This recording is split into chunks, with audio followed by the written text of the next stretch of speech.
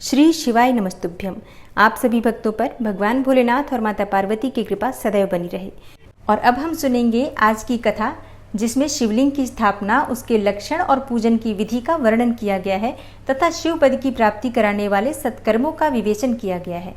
ऋषियों ने पूछा, सूत जी, शिवलिंग की स्थापना कैसे करनी चाहिए, उसका लक्षण क्या है तथा उसकी पूजा कैसे करनी चाहिए, किस देश काल में करनी चाहिए और किस द्रव्य के द्वारा उसका निर्माण होना चाहिए।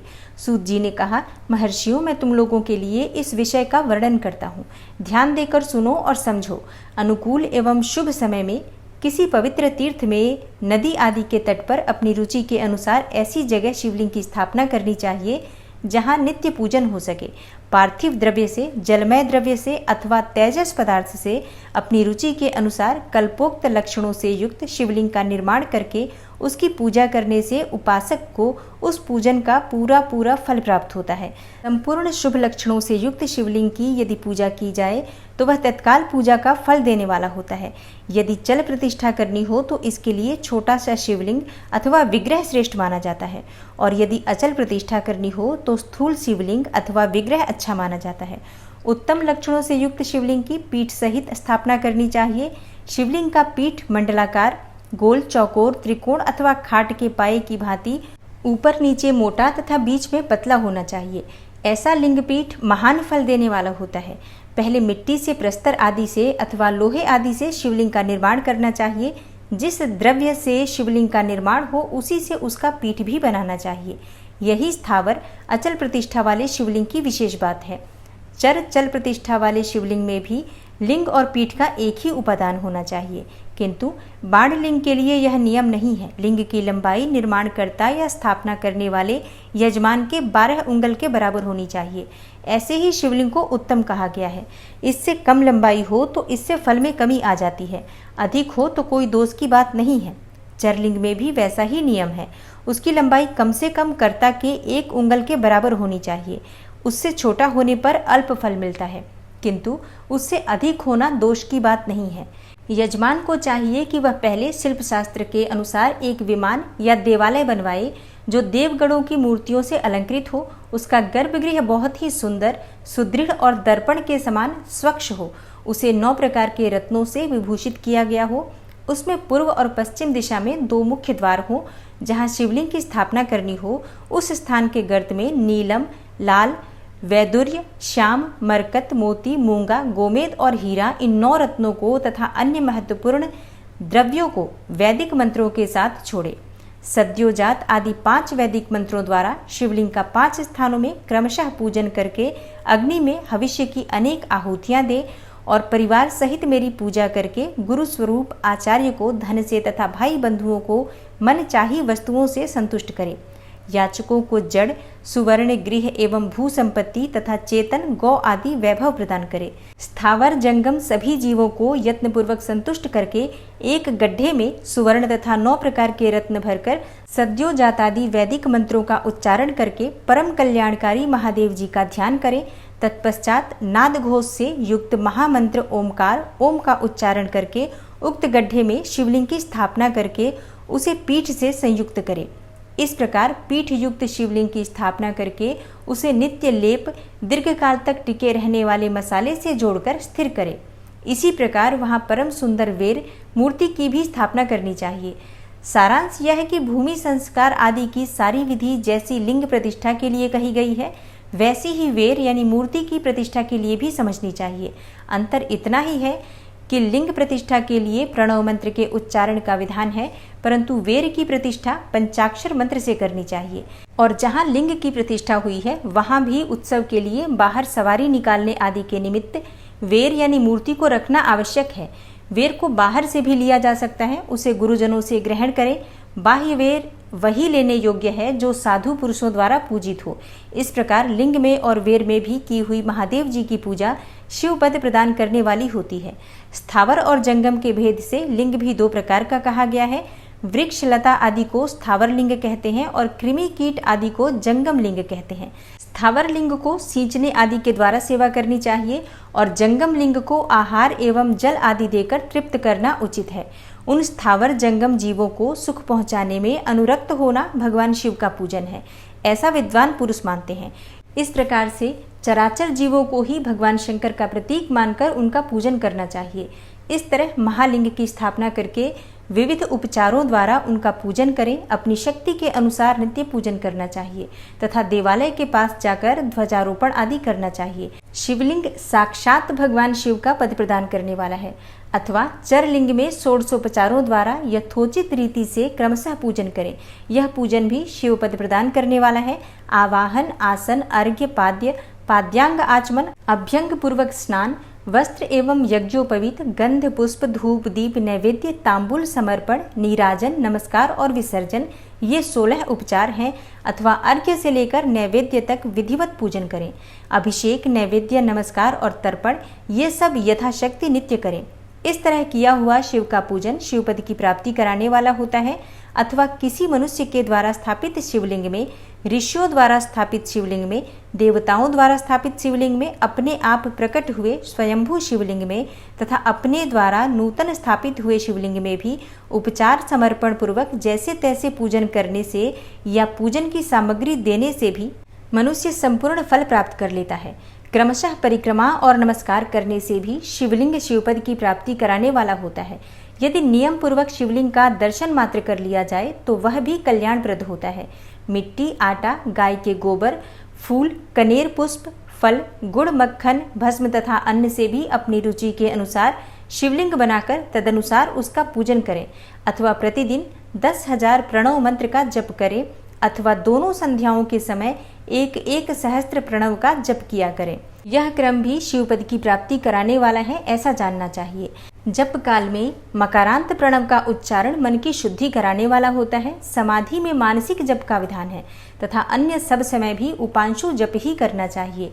नाद और बिंदु से युक्त ओमकार के उच्चारण को विद्वान पुरुष समान प्रणव कहते हैं। यदि प्रतिदिन आदर पूर्वक 10,000 पंचाक्षर मंत्र का जप किया जाए अथवा दोनों संध्याओं के समय 1-1 सहस्त्र का ही जप किया जाए तो उसे शिवपद की प्राप्ति कराने वाला समझना चाहिए।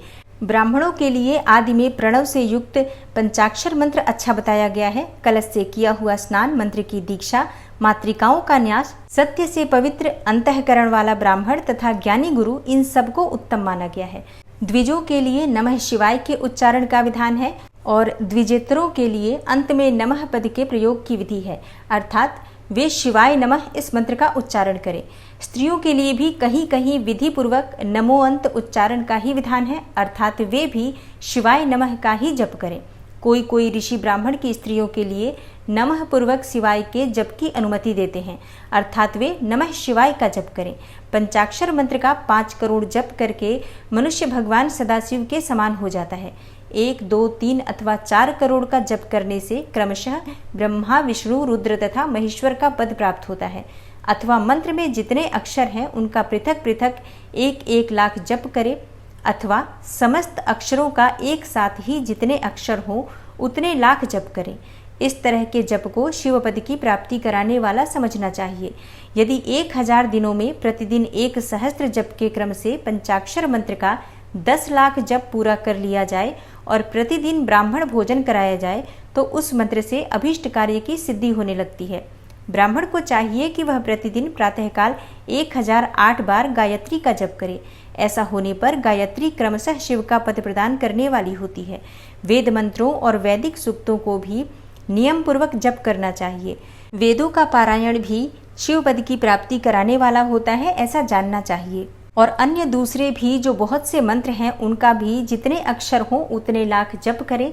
इस प्रकार जो यथाशक्ति जप करता है वह क्रमशः शिवपद यानी मोक्ष प्राप्त कर लेता है। और अपनी रुचि के अनुसार किसी भी एक मंत्र को अपनाकर मृत्यु पर्यंत प्रतिदिन उसका जप करना चाहिए अथवा ओम मंत्र का प्रतिदिन 1 सहस्त्र जप करना चाहिए। ऐसा करने पर भगवान शिव की आज्ञा से संपूर्ण मनोरथों की सिद्धि होती है। जो मनुष्य भगवान शिव के लिए फुलवाड़ी या बगीचे आदि लगाता है तथा शिव के सेवा कार्य के लिए मंदिर में झाड़ने बुहारने आदि की व्यवस्था करता है, ऐसा मनुष्य इस पुण्य कर्म को करके शिव पद को प्राप्त कर लेता है। भगवान शिव के जो काशी आदि क्षेत्र हैं उनमें भक्ति पूर्वक नित्य निवास करें, वह जड़ चेतन सभी को भोग और मोक्ष देने वाला होता है। अतः विद्वान पुरुष को भगवान शिव के क्षेत्र में आमरण निवास करना चाहिए। पुण्य क्षेत्र में स्थित बावड़ी, कुआं और पोखरे आदि को शिवगंगा समझना चाहिए। भगवान शिव का ऐसा ही वचन है। वहां स्नान, दान और जप करके मनुष्य भगवान शिव को प्राप्त कर लेता है। अतः मृत्यु पर्यंत शिव के क्षेत्र का आश्रय लेकर रहना चाहिए। जो शिव के क्षेत्र में अपने किसी मृत संबंधी का दाह, दसाह, मासिक श्राद्ध, सपिंडीकरण अथवा वार्षिक श्राद्ध करता है अथवा कभी भी शिव के क्षेत्र में अपने पितरों को पिंड देता है, वह तत्काल सब पापों से मुक्त हो जाता है और अंत में शिव पद पाता है। अथवा शिव के क्षेत्र में 5, 7, 3 या 1 ही रात निवास कर ले। ऐसा करने से भी क्रमशः शिव पद की प्राप्ति होती है। लोक में अपने अपने वर्ण के अनुरूप सदाचार का पालन करने से भी मनुष्य शिवपद को प्राप्त कर लेता है।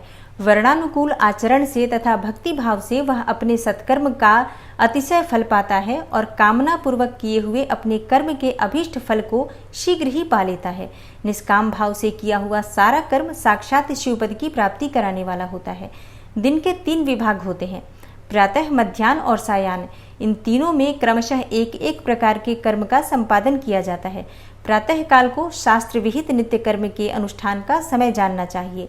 मध्याह्न काल सकाम कर्म के लिए उपयोगी है तथा सायं काल शांति कर्म के उपयुक्त है, ऐसा जानना चाहिए। इसी प्रकार रात्रि में भी समय का विभाजन किया गया है। रात के 4 प्रहरों में से जो बीच के 2 प्रहर होते हैं उन्हें निशीथ काल कहा गया है। विशेषतः उसी काल में की हुई भगवान शिव की पूजा अभीष्ट फल को देने वाली होती है। ऐसा जानकर कर्म करने वाला मनुष्य यथोक्त फल का भागी होता है। विशेषतः कलयुग में कर्म से ही फल की सिद्धि होती है। अपने अपने अधिकार के अनुसार ऊपर कहे गए किसी भी कर्म के द्वारा शिवाराधन करने वाला पुरुष यदि सदाचारी है और पाप से डरता है तो वह उन कर्मों का पूरा फल अवश्य प्राप्त कर लेता है। ऋषियों ने कहा, सूत जी, पुण्य क्षेत्र कौन कौन से होते हैं जिनका आश्रय लेकर सभी स्त्री पुरुष शिवपद प्राप्त कर ले, हमें यह संक्षेप में बताइए। तब सूत जी बोले, विद्वान एवं बुद्धिमान महर्षियों, मोक्षदायक शिव क्षेत्रों का वर्णन सुनो। तत्पश्चात मैं लोक रक्षा के लिए शिव संबंधी आगमों का वर्णन करूंगा। पर्वत, वन और कानूनों सहित इस पृथ्वी का विस्तार 50 करोड़ योजन है। भगवान शिव की आज्ञा से पृथ्वी संपूर्ण जगत को धारण करके स्थित है। भगवान शिव ने भूतल पर विभिन्न स्थानों में वहां के निवासियों को कृपा पूर्वक मोक्ष देने के लिए शिव क्षेत्र का निर्माण किया है। कुछ क्षेत्र ऐसे हैं जिन्हें देवताओं तथा महर्षियों ने अपना वास स्थान बनाकर अनुग्रहित किया है, इसलिए उनमें तीर्थत्व प्रकट हो गया है। तथा अन्य बहुत से तीर्थ क्षेत्र ऐसे हैं जो लोगों की रक्षा के लिए स्वयं प्रादुर्भूत हुए हैं। तीर्थ और क्षेत्र में जाने पर मनुष्य को सदा स्नान, दान और जप आदि करना चाहिए, अन्यथा वह रोग, दरिद्रता तथा मूकता आदि से दोषों का भागी होता है। जो मनुष्य इस भारतवर्ष के भीतर मृत्यु को प्राप्त होता है वह अपने पुण्य कर्म के फल से ब्रह्मलोक में वास करके पुण्यक्षय के पश्चात पुनः मनुष्य योनि में ही जन्म लेता है। पापी मनुष्य पाप करके दुर्गति में ही पड़ता है। और हे ब्राह्मणों, पुण्य क्षेत्र में अगर पाप कर्म किया जाए तो वह और भी दृढ़ हो जाता है।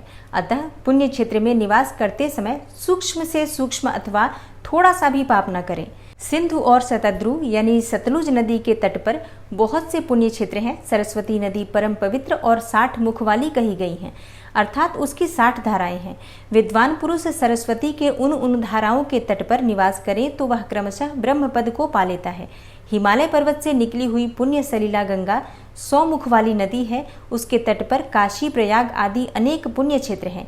वहां मकर राशि के सूर्य होने पर गंगा की तटभूमि पहले से भी अधिक प्रशस्त एवं पुण्यदायक हो जाती है। सोनभद्र नदी की 10 धाराएं हैं।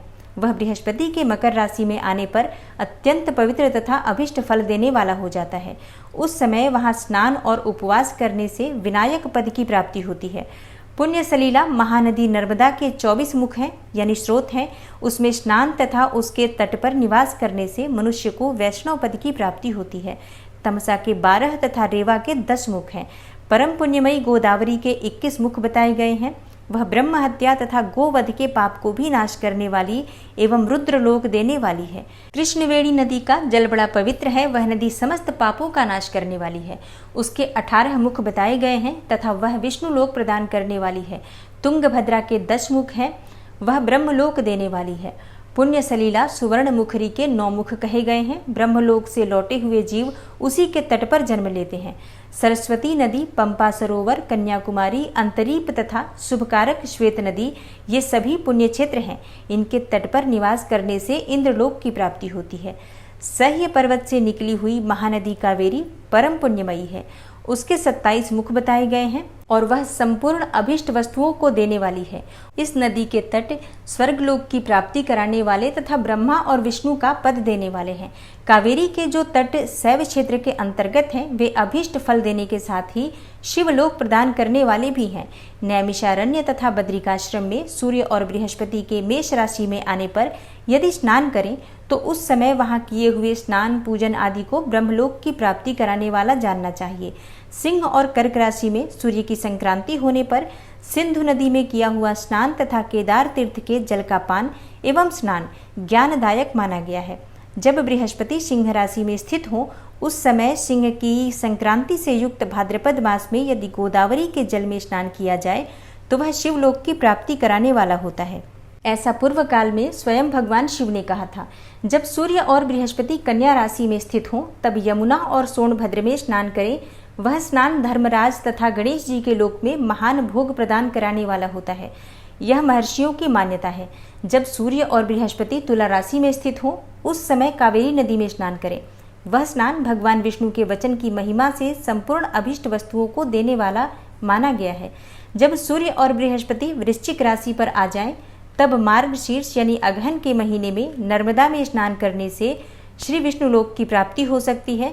सूर्य और बृहस्पति के धनु राशि में स्थित होने पर सुवर्ण मुखरी नदी में किया हुआ स्नान शिवलोक प्रदान करने वाला होता है, जैसा कि ब्रह्मा जी का वचन है। जब सूर्य और बृहस्पति मकर राशि में स्थित हो उस समय माघ मास में गंगा जी के जल में स्नान करना चाहिए। ब्रह्मा जी का कथन है कि वह स्नान शिवलोक की प्राप्ति कराने वाला होता है। शिवलोक के पश्चात ब्रह्मा और विष्णु के स्थानों में सुख भोगने पर अंत में मनुष्य को ज्ञान की प्राप्ति हो जाती है। माघ मास में तथा सूर्य के कुंभ राशि में स्थित होने पर फाल्गुन मास में गंगा जी के तट पर किया हुआ श्राद्ध, पिंडदान अथवा तिलोदक दान पिता और नाना दोनों कुलों के पितरों को अनेक पीढ़ियों का उद्धार कराने वाला माना गया है। सूर्य और बृहस्पति जब मीन राशि में स्थित हो तब कृष्णवेणी नदी में किए गए स्नान की ऋषियों ने प्रशंसा की है। उन महीनों में पूर्वोक्त तीर्थों में किया हुआ स्नान इंद्रपद की प्राप्ति कराने वाला होता है। विद्वान पुरुष गंगा तथा कावेरी नदी का आश्रय लेकर तीर्थवास करें। ऐसा करने से तत्काल किए हुए पाप का निश्चय ही नाश हो जाता है। रुद्रलोक प्रदान कराने वाले बहुत से क्षेत्र हैं। ताम्रपर्णी और वेगवती ये दोनों नदियां ब्रह्मलोक की प्राप्ति रूप फल देने वाली होती हैं। इन दोनों के तट पर कितने ही स्वर्गदायक क्षेत्र हैं। इन दोनों के मध्य में बहुत से पुण्यप्रद क्षेत्र हैं। वहां निवास करने वाला विद्वान पुरुष वैसे फल का भागी होता है। सदाचार, उत्तम वृत्ति तथा सद्भावना के साथ मन में दया भाव रखते हुए विद्वान पुरुषों को तीर्थ में निवास करना चाहिए, अन्यथा उसका फल नहीं मिलता। पुण्य क्षेत्र में किया हुआ थोड़ा सा पुण्य भी अनेक प्रकार से वृद्धि को प्राप्त होता है तथा वहां किया हुआ छोटा सा पाप भी महान हो जाता है। यदि पुण्य क्षेत्र में रहकर ही जीवन बिताने का निश्चय हो तो उस पुण्य संकल्प से उसका पहले का सारा पाप तत्काल नष्ट हो जाएगा, क्योंकि पुण्य को ऐश्वर्यदायक कहा गया है। ब्राह्मणों, तीर्थवास जनित पुण्य कायिक, वाचिक और मानसिक सारे पापों का नाश कर देता है। तीर्थ में किया हुआ मानसिक पाप वज्रलेप हो जाता है और कई कल्पों तक पीछा नहीं छोड़ता। वैसा पाप केवल ध्यान से ही नष्ट होता है, अन्यथा नहीं होता। वाचिक पाप जप से तथा कायिक पाप शरीर को सुखाने जैसे कठोर तप से नष्ट होता है। अतः सुख चाहने वाले पुरुष को देवताओं की पूजा करते और ब्राह्मणों को दान देते हुए पाप से बचकर ही तीर्थ में निवास करना चाहिए। ऋषियों ने कहा, साधु शिरोमणे, अब आप पार्थिव प्रतिमा के पूजन का विधान बताइए जिससे समस्त अभिष्ट वस्तुओं की प्राप्ति होती है। सूत जी बोले, महर्षियों, तुम लोगों ने बहुत उत्तम बात पूछी है। पार्थिव प्रतिमा का पूजन सदा संपूर्ण मनोरथों को देने वाला होता है तथा दुख का तत्काल निवारण करने वाला है। मैं उसका वर्णन करता हूँ, तुम लोग उसको ध्यान देकर सुनो। पृथ्वी आदि की बनी हुई देव प्रतिमाओं की पूजा इस भूतल पर अभिष्टदायक मानी गई है। पृथ्वी मतलब मिट्टी की जो प्रतिमा होती है उनकी पूजा करने से सभी प्रकार की इच्छाएं पूर्ण मानी गई हैं। निश्चय ही इस पूजा में पुरुषों और स्त्रियों का भी अधिकार है। नदी, पोखरे अथवा कुएं में प्रवेश करके पानी के भीतर से मिट्टी ले आएं, फिर गंध चूर्ण के द्वारा उसका संशोधन करें और शुद्ध मंडप में रखकर उसे महीन पीसें और सानें। इसके बाद हाथ से प्रतिमा बनाएं और दूध से उसका सुंदर संस्कार करें। उस प्रतिमा में अंग प्रत्यंग अच्छी तरह प्रकट हुए हों तथा वह सब प्रकार से अस्त्र शस्त्रों से संपन्न बनाई गई हो। तदनंतर उसे पद्मासन पर स्थापित करके आदर पूर्वक उसका पूजन करें। भगवान गणेश, भगवान सूर्य, विष्णु भगवान, दुर्गा जी और भगवान शिव की प्रतिमा का, शिव का एवं शिवलिंग का द्विज को सदा पूजन करना चाहिए। षोडशोपचार पूजन जनित फल की सिद्धि के लिए 16 उपचारों द्वारा पूजन करना चाहिए। पुष्प से प्रोक्षण और मंत्र पाठ पूर्वक अभिषेक करें। अगहनी के चावल से नैवेद्य तैयार करें। सारा नैवेद्य एक कुड़व में लगभग पाव भर होना चाहिए। घर में पार्थिव पूजन के लिए एक कुड़व और बाहर किसी मनुष्य द्वारा स्थापित शिवलिंग के पूजन के लिए एक प्रस्थ यानी कि सेर भर नैवेद्य तैयार करना आवश्यक है। और देवताओं द्वारा स्थापित शिवलिंग के लिए 3 सेर नैवेद्य अर्पित करना उचित है और स्वयं प्रकट हुए स्वयंभू शिवलिंग के लिए 5 सेर।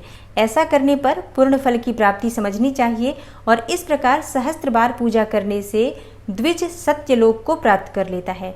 12 अंगुल चौड़ा, इससे दूना और 1 अंगुल अधिक अर्थात 25 अंगुल लंबा तथा 15 अंगुल चौड़ा जो लोहे या लकड़ी का बना हुआ पात्र होता है उसे विद्वान पुरुष शिव कहते हैं। उसका 8वां भाग प्रस्थ कहलाता है जो 4 कुडव के बराबर माना गया है। मनुष्य द्वारा स्थापित शिवलिंग के लिए 10 प्रस्थ, ऋषियों द्वारा स्थापित शिवलिंग के लिए 100 प्रस्थ और स्वयंभू शिवलिंग के लिए 1 सहस्त्र प्रस्थ नैवेद्य निवेदन किया जाए तथा जल, तेल आदि एवं गंध द्रव्यों की भी यथा योग्य मात्रा रखी जाए तो यह उन शिवलिंगों की महापूजा बताई जाती है। देवता का अभिषेक करने से आत्मशुद्धि होती है, गंध से पुण्य की प्राप्ति होती है, नैवेद्य लगाने से आयु बढ़ती और तृप्ति होती है, धूप निवेदन करने से धन की प्राप्ति होती है और दीप दिखाने से ज्ञान का उदय होता है। तांबुल समर्पण करने से भोग की उपलब्धि होती है। इसलिए स्नान आदि 6 उपचारों को यत्नपूर्वक अर्पित करें। नमस्कार और जप ये दोनों संपूर्ण अभिष्ट फल को देने वाले हैं। इसलिए भोग और मोक्ष की इच्छा रखने वाले मनुष्यों को पूजा के अंत में सदा ही जप और नमस्कार करना चाहिए। मनुष्य को चाहिए कि वह सदा पहले मन से पूजा करे, फिर उन उपचारों से करे। देवताओं की पूजा से उन देवताओं के लोकों की प्राप्ति होती है तथा उनके अवान्तर लोक में भी यथेष्ट भोग की वस्तुएं उपलब्ध होती हैं। और सूत जी बोले, अब मैं देव पूजा से प्राप्त होने वाले विशेष फलों का वर्णन करता हूँ। द्विजों, तुम लोग श्रद्धा पूर्वक सुनो।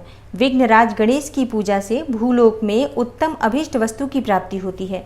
शुक्रवार को श्रावण और भाद्रपद मासों के शुक्ल पक्ष की चतुर्थी को और पौष मास में सतभिखा नक्षत्र के आने पर विधि पूर्वक गणेश जी की पूजा करनी चाहिए। 100 या सहस्त्र दिनों में 100 या सहस्त्र बार पूजा करें। देवता और अग्नि में श्रद्धा रखते हुए किया जाने वाला उनका नित्य पूजन मनुष्यों को पुत्र एवं अभिष्ट वस्तु प्रदान करता है। वह समस्त पापों का शमन तथा भिन्न भिन्न दुष्कर्मों का विनाश करने वाला है। विभिन्न वारों में की हुई शिव आदि की पूजा को आत्मशुद्धि प्रदान करने वाली समझना चाहिए। वार या दिन, तिथि, नक्षत्र और योगों का आधार है। समस्त कामनाओं को देने वाला है। उसमें वृद्धि और क्षय नहीं होता, इसलिए उसे पूर्ण ब्रह्म स्वरूप मानना चाहिए।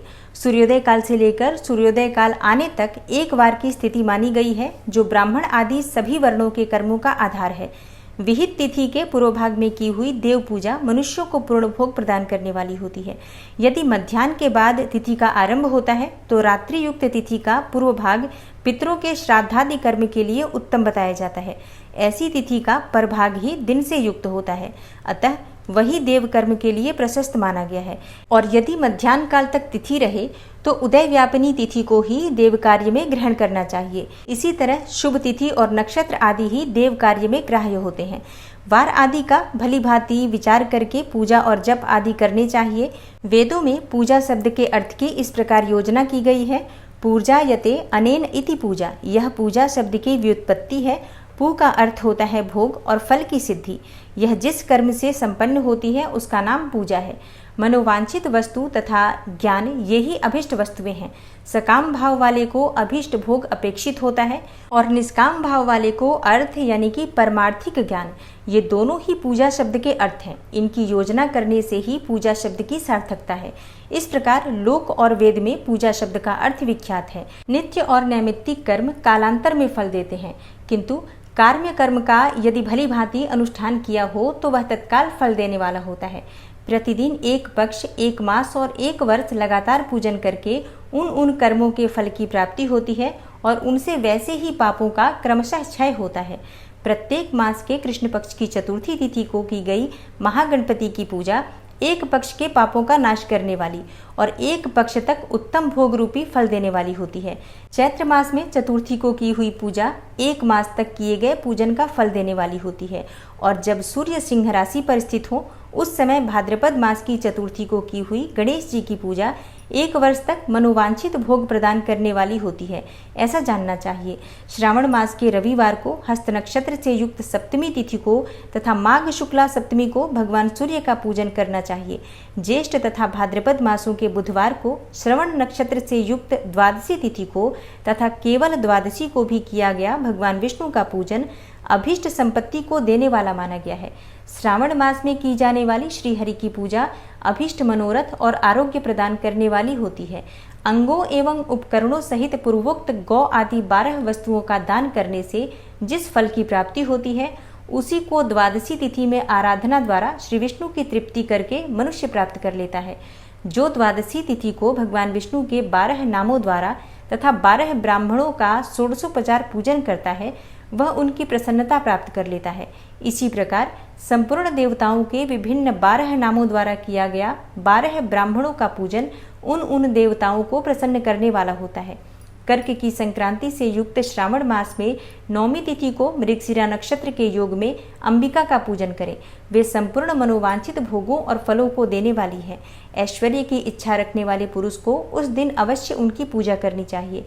आश्विन मास के शुक्ल पक्ष की नौमी तिथि संपूर्ण अभिष्ट फलों को देने वाली होती है।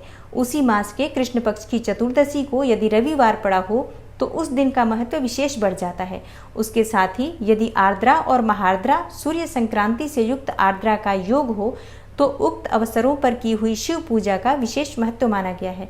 माघ कृष्णा चतुर्दशी को की हुई शिव जी की पूजा संपूर्ण अभिष्ट फलों को देने वाली होती है। वह मनुष्यों की आयु बढ़ाती है, मृत्यु कष्ट को दूर हटाती है और समस्त सिद्धियों की प्राप्ति कराती है। ज्येष्ठ मास में चतुर्दशी को यदि महा आर्द्रा का योग हो अथवा मार्गशीर्ष में किसी भी तिथि को यदि आर्द्रा नक्षत्र हो तो ऐसे अवसर पर विभिन्न वस्तुओं की बनी हुई मूर्ति के रूप में शिव की जो 16 उपचारों से पूजा करता है उस पुण्यात्मा के चरणों के दर्शन करना चाहिए। भगवान शिव की पूजा मनुष्यों को भोग और मोक्ष देने वाली है, ऐसा जानना चाहिए। कार्तिक मास में प्रत्येक वार और तिथि आदि में महादेव जी का पूजन विशेष महत्व होता है। कार्तिक मास आने पर विद्वान पुरुष दान, तप, होम, जप और नियम आदि के द्वारा समस्त देवताओं का षोडशोपचार से यदि पूजन करे तो उस पूजन में देव प्रतिमा, ब्राह्मण तथा मंत्रों का उपयोग आवश्यक है। ब्राह्मणों को भोजन कराने से भी वह पूजा कर्म संपन्न होता है। पूजा करने वाले व्यक्ति को चाहिए कि वह कामनाओं को त्याग कर पीड़ा रहित यानी कि शांत होकर देवाराधन में तत्पर रहे। कार्तिक मास में देवताओं का यजन पूजन समस्त भोगों को देने वाला, व्याधियों को हर लेने वाला तथा भूतों और ग्रहों का विनाश करने वाला है। कार्तिक मास के रविवार को भगवान सूर्य की पूजा करने वाले और तेल तथा सूती वस्त्र देने से मनुष्यों के कोढ़ आदि रोगों का नाश होता है। हरे, काली मिर्च, वस्त्र और खीरा आदि का दान ब्राह्मणों की प्रतिष्ठा करने से क्षय के रोग का नाश होता है। दीप और सरसों के दान से मिर्गी का रोग मिट जाता है। कृतिका नक्षत्र से युक्त सोमवारों को किया हुआ शिव जी का पूजन मनुष्यों के महान दारिद्र्य को मिटाने वाला और संपूर्ण संपत्तियों को देने वाला है। घर की आवश्यक सामग्रियों के साथ गृह और क्षेत्र आदि का दान करने से भी उक्त फल की प्राप्ति होती है।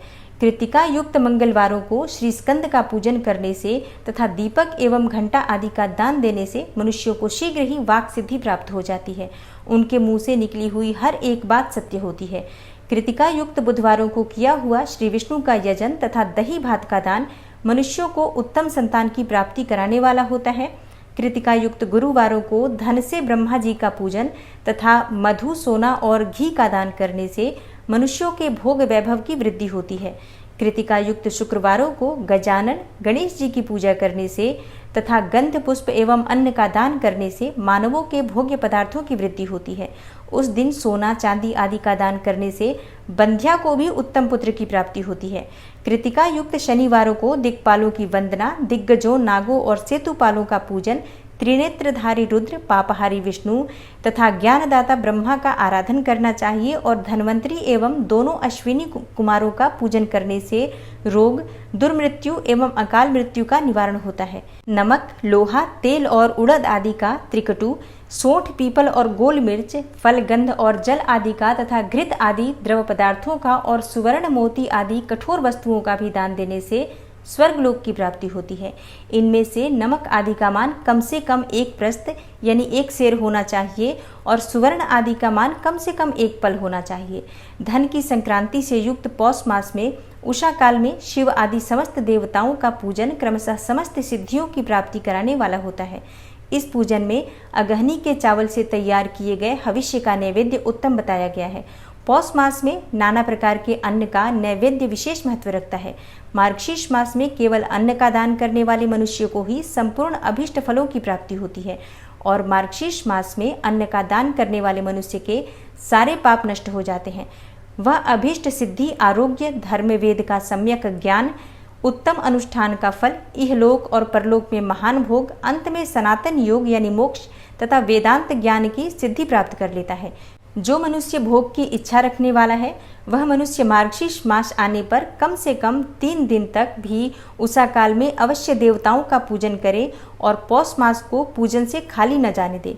उषा काल से लेकर संगव काल तक ही पौष मास में पूजन का विशेष महत्व बताया गया है। पौष मास में पूरे महीने भर जितेंद्रिय और निराहार रहकर द्विज अगर प्रातः काल से मध्याह्न काल तक वेद माता गायत्री का जप करता है और उसके बाद रात को सोने के समय तक पंचाक्षर आदि मंत्रों का जप करता है तो ऐसा करने वाला ब्राह्मण ज्ञान पाकर शरीर छूटने के बाद मोक्ष प्राप्त कर लेता है। द्विजेतर नर नारियों को त्रिकाल स्नान और पंचाक्षर मंत्र के ही निरंतर जप से विशुद्ध ज्ञान प्राप्त हो जाता है। इष्ट मंत्रों का सदा जप करने से बड़े पापों का भी नाश हो जाता है। सारा चराचर जगत बिंदु नाद स्वरूप है। बिंदु शक्ति है और नाद शिव। इस तरह यह जगत शिव शक्ति का ही स्वरूप है।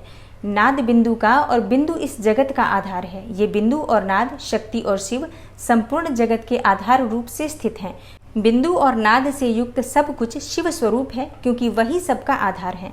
आधार में ही आधेय का समावेश अथवा लय होता है। यही सकलीकरण है। इस सकलीकरण की स्थिति से ही सृष्टि काल में जगत का प्रादुर्भाव होता है, इसमें संशय नहीं है।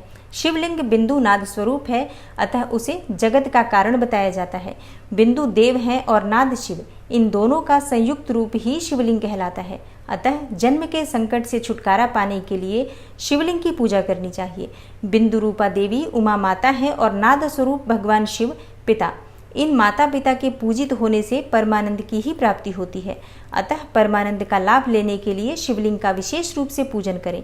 देवी उमा जगत की माता है और भगवान शिव जगत के पिता, और जो मनुष्य इनकी सेवा करता है उस पुत्र पर इन दोनों माता पिता की कृपा नित्य अधिकाधिक बढ़ती रहती है। भगवान शिव और माता पार्वती अपने पूजक पर कृपा करके उसे अपना आंतरिक ऐश्वर्य प्रदान करते हैं। अतः मुनीश्वरों, आंतरिक आनंद की प्राप्ति के लिए शिवलिंग को माता पिता का स्वरूप मानकर उसकी पूजा करनी चाहिए। भर्ग यानी कि शिव पुरुष रूप है और भर्गा शिवा अथवा शक्ति स्वरूपा प्रकृति कहलाती हैं। अव्यक्त आंतरिक अधिष्ठान रूप गर्भ को पुरुष कहते हैं और सुव्यक्त आंतरिक अधिष्ठान भूत गर्भ को प्रकृति। पुरुष आदि गर्भ है। वह प्रकृति रूप गर्भ से युक्त होने के कारण गर्भवान है, क्योंकि वही प्रकृति का जनक है। प्रकृति में जो पुरुष का संयोग होता है यही पुरुष से उसका प्रथम जन्म कहलाता है। अव्यक्त प्रकृति से महतत्व आदि के क्रम से जो जगत का व्यक्त होना है यही उस प्रकृति का द्वितीय जन्म कहलाता है। जीव पुरुष से ही बारंबार जन्म और मृत्यु को प्राप्त होता है। माया द्वारा अन्य रूप से प्रकट किया जाना ही उसका जन्म कहलाता है। जीव का शरीर जन्मकाल से ही जीर्ण 6 भाव विकारों से युक्त होने लगता है, इसलिए उसे जीव संज्ञा दी गई है। जो जन्म लेता है और विविध पासों द्वारा तनाव बंधन में पड़ता है उसका नाम जीव है। जन्म और बंधन जीव शब्द का अर्थ ही है। अतः जन्म मृत्यु रूपी बंधन की निवृत्ति के लिए जन्म के अधिष्ठान भूत मातृ पितृ स्वरूप शिवलिंग का पूजन करना चाहिए। गाय का दूध, गाय का दही और गाय का घी, इन तीनों को पूजन के लिए शहद और शक्कर के साथ पृथक पृथक भी रखें और इन सबको मिलाकर सम्मिलित रूप से पंचामृत भी तैयार कर लें। इनके द्वारा शिवलिंग का अभिषेक एवं स्नान कराएं।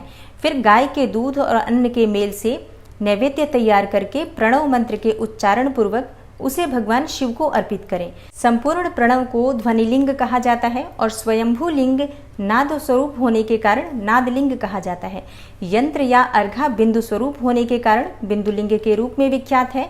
उसमें अचल रूप से प्रतिष्ठित जो शिवलिंग है वह मकार स्वरूप है, इसलिए मकारलिंग कहलाता है। सवारी निकालने आदि के लिए जो चरलिंग होता है वह उकार स्वरूप होने से उकारलिंग कहा गया है तथा पूजा की दीक्षा देने वाले जो गुरु या आचार्य हैं उनका विग्रह आकार का प्रतीक होने से अकारलिंग माना गया है। इस प्रकार अकार, उकार, मकार, बिंदु, नाद और ध्वनि के रूप में लिंग के 6 भेद हैं और इन 6 लिंगों की नित्य पूजा करने से साधक जीवन मुक्त हो जाता है, इसमें संशय नहीं है। ओम नमः शिवाय। श्री शिवाय नमस्तुभ्यम। दोस्तों, आज की कथा का यहीं पर समापन करती हूँ और कल हम जानेंगे प्रणवाक्षर और पंचाक्षर मंत्र का महत्व क्या होता है, इसके जप की विधि क्या होती है और महिमा क्या होती है। और आशा करती हूँ कि आज की वीडियो आपको अवश्य पसंद आई होगी। अगर आपको आज की वीडियो अच्छी लगी हो, थोड़ी सी भी आपके लिए हेल्पफुल हो, तो वीडियो को लाइक ज़रूर कीजिए और शेयर भी ज़रूर कीजिए फैमिली फ्रेंड्स के साथ। और जो भक्त चैनल पर पहली बार आए हैं, अगर अभी तक आपने चैनल को सब्सक्राइब नहीं किया है तो आज की वीडियो अगर आपको अच्छी लगी हो तो चैनल को सब्सक्राइब ज़रूर कर लीजिए और बेल बटन को भी प्रेस कर लीजिए। तो इससे ये होगा कि इस चैनल पर जो नई वीडियो अपलोड होंगी उनकी नोटिफिकेशन आपको सही समय पर प्राप्त होगी। मैं मिलती हूँ आपसे अगली वीडियो में, तब तक के लिए नमस्कार।